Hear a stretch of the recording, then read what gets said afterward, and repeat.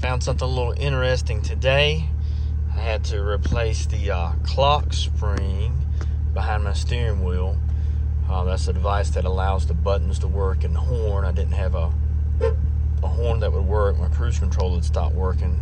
So replaced that, and stumbled across something that I did not know.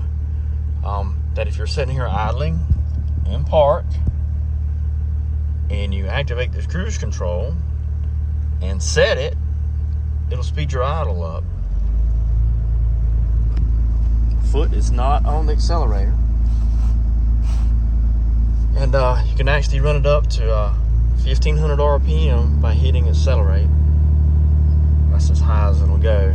But it's a neat little thing. If your truck's cold, you want to help warm it up a little bit.